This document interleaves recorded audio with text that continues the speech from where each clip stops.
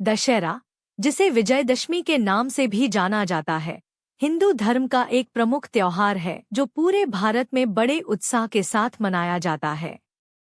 यह त्योहार अश्विन मास के शुक्ल पक्ष की दशमी तिथि को मनाया जाता है और यह नवरात्रि के 9 दिनों की समाप्ति का प्रतीक होता है। दशहरे के उत्सव से जुड़े कई धार्मिक, पौराणिक और सांस्कृतिक पहलू हैं। यह त्योहार अच्छाई की बुराई पर जीत और सत्य की विजय का प्रतीक है। आइए इसके विभिन्न पहलुओं को विस्तार से समझते हैं। एक, राम और रावण की कथा। दशहरे की सबसे प्रसिद्ध कथा रामायण से जुड़ी है। भगवान राम, अयोध्या के राजा दशरथ के पुत्र, को 14 वर्षों के लिए वनवास भेजा गया था।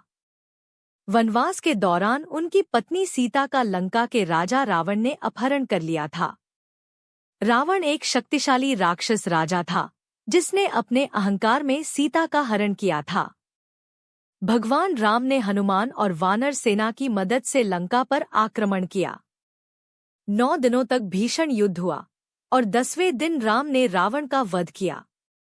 यह दिन दशहरा के रूप में जाना जाता है और इस दिन को बुराई पर अच्छाई की जीत के रूप में मनाया जाता है। रावण का पुतला बनाकर उसे जलाया जाता है, जो अहंकार, अधर्म और अन्याय के विनाश का प्रतीक है। इस त्योहार का आध्यात्मिक अर्थ यह है कि व्यक्ति को अपने भीतर के रावण मतलब अहंकार, क्रोध, लोभ और अन्य बुराइयां को समाप्त करना चाहिए। 2, दुर्गा और महिषासुर की कथा। दशहरे से जुड़ी एक और महत्वपूर्ण कथा देवी दुर्गा और महिषासुर की है। महिषासुर एक असुर था जिसे भगवान ब्रह्मा से यह वरदान मिला था कि कोई पुरुष उसे नहीं मार सकता। इस वरदान के कारण वह देवताओं और मानवों पर अत्याचार करने लगा।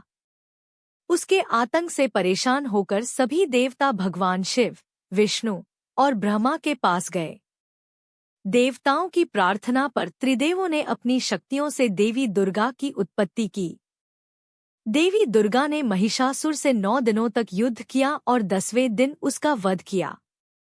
इसलिए इस दिन को विजयदशमी के रूप में मनाया जाता है। यह कथा नारी शक्ति की विजय और स्त्री के महत्व को दर्शाती है। दुर्गा पूजा, विशेषकर पश्चिम बंगाल में, दशहरे का मुख्य रूप है, जहां देवी दुर्गा की प्रतिमाओं की स्थापना और पूजा की जाती है और अंतिम दिन उनका विसर्जन किया जाता है। 3, रामलीला और रावण दहन। उत्तर भारत में दशहरे पर रामलीला का आयोजन होता है। रामलीला में रामायण के प्रमुख प्रसंगों का मंचन होता है, विशेषकर राम और रावण के युद्ध का। रावण दहन दशहरे की मुख्य परंपरा है, जिसमें रावण, उसके भाई कुंभकर्ण और पुत्र मेघनाद के विशाल पुतलों का दहन किया जाता है। यह बुराई के नाश का प्रतीक है। हर वर्ष रामलीला और रावण दहन देखने के लिए हजारों लोग इकट्ठा होते हैं।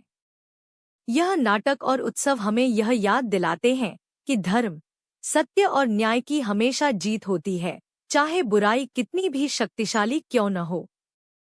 4, नवरात्रि से जुड़ाव। दशहरा नवरात्रि के 9 दिनों के बाद मनाया जाता है। इन 9 दिनों में भक्त देवी दुर्गा की पूजा करते हैं और उनके 9 रूपों की आराधना करते हैं। नवरात्रि का पर्व बुराई पर अच्छाई की जीत का प्रतीक होता है और दशहरा उस विजय का उत्सव होता है। नवरात्रि के दौरान देवी की पूजा और ध्यान हमें आत्मशुद्धि और आत्मविकास का संदेश देते हैं। यह 9 दिन आत्मनिरीक्षण का समय होता है और 10वें दिन यानी विजयदशमी पर हम उस शुद्धिकरण की जीत का उत्सव मनाते हैं। 5, कृषि और सामाजिक महत्व। दशहरा का एक कृषि और सामाजिक महत्व भी है। यह फसल कटाई के समय आता है, जब किसान अपनी अच्छी फसल के लिए भगवान का धन्यवाद करते हैं। विशेषकर ग्रामीण क्षेत्रों में इस समय नए फसल की खुशी मनाई जाती है और विभिन्न मेलों का आयोजन होता है। दशहरे के मेलों में लोग अपनी खुशियां मनाते हैं और एक दूसरे से मिलते जुलते हैं।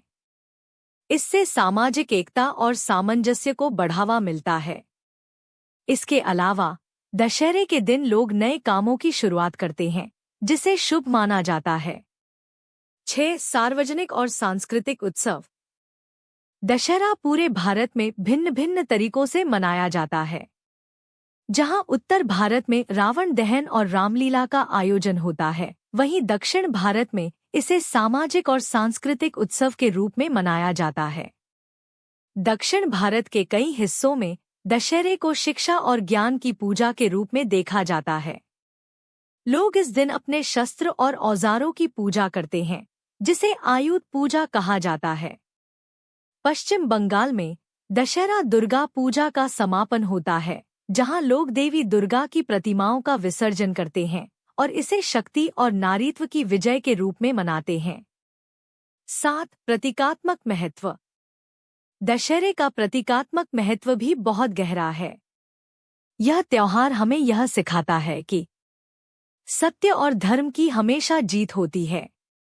बुराई कितनी भी ताकतवर क्यों न हो, उसका नाश अवश्य होता है। हमें अपने भीतर के अहंकार, लोभ, क्रोध और मोह जैसी बुराइयों से लड़ना चाहिए और इन्हें पराजित करना चाहिए। यह आध्यात्मिक जागृति और आत्मशुद्धि का भी प्रतीक है, जो नवरात्रि के 9 दिनों के ध्यान और पूजा से संबंधित है। Thank you for watching Niksu info. Please subscribe and follow for further videos.